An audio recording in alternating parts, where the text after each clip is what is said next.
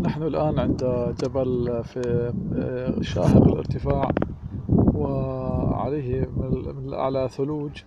وهذا هو كان في الأصل جبل، يعني في بنهال عليه بركان من الداخل، من من قاع الجبل نفسه.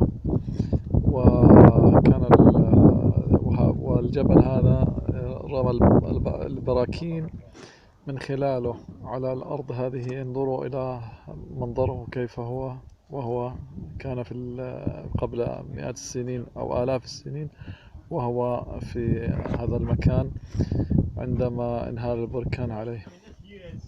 إنها منطقة براكين وجبال كانت بالأصل، والآن لم يعد هناك أي شيء من هذا القبيل.